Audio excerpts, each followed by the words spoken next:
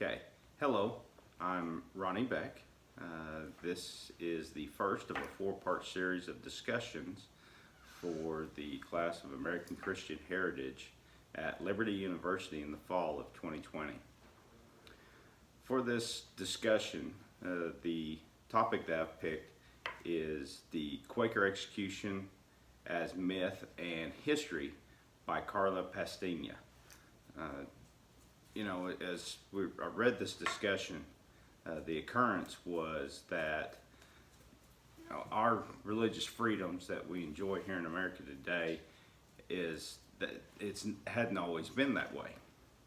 The focus of the article is on Quaker history in the mid-1600s, the late 1650s to be specific, and it provides a background for the Quaker image that we think of today, or that I personally thought of. In 1659 through 1661, the Massachusetts Bay Colony executed 4 different Quakers at different times. Now, the reason for this was the Puritans had a no tolerance policy whenever it came to other religions coming into their colony.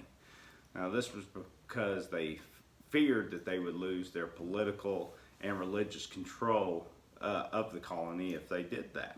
So they passed repressive laws and were trying to banish anyone who did not believe as they did. The Quakers were a threat because in the Quaker sect, they don't believe in the hierarchy of the church, and women held a equal position within the church. So they absolutely were on women's rights. In fact, Judith Schiffler, she, in her writings, prison writings of early Quaker women, she tells the story of Elizabeth Houghton, who was the first female preacher of the Quaker religion. She was one of the very first converts of George Fox over in England. J. Worrell also tells the story of America's very first Quakers Revisited, how Elizabeth Harris was the first messenger who came into New England and then was promptly banished away from the colony as well.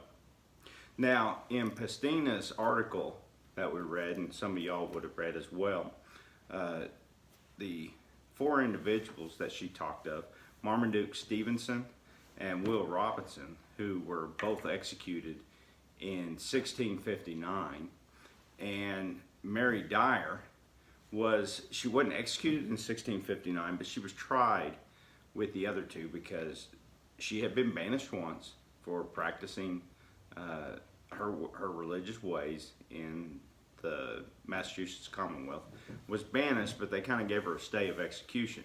Well, she came back again, so in 1660 she was summarily put to death, and then in 1661 William Ledra was executed. Now, the Quaker executions, along with the Salem witch trials and, quite frankly, the written laws that the Puritan government, if you will, had at this time, pretty much put the nail in the coffin of being able to describe and tell the story of the Puritan intolerance of other religions within the Massachusetts Bay Colony in particular. Now, the Mathers, which we've read about, and they tried to justify the actions of the Puritans against the Quakers and used the actions of England against the Jesuits as a precedent. However, I think that we know that over time that the Puritans have been found to be intolerant of the other religions.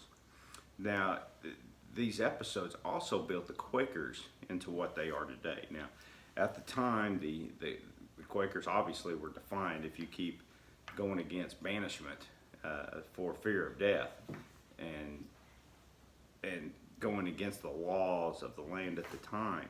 However, now we think of the Quakers as pacifists, and they were a passive people today. And it was after this period that they began to practice this passive outcome, if you will.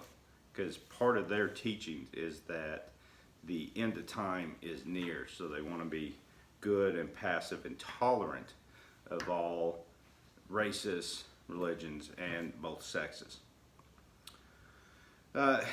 As time rolled on, however, we know, and as the migration came into Boston Colony and Massachusetts Bay Colony, and the rest of the colonies, this overrode the Puritan thought, and that is how we got to the religious freedoms that we have today.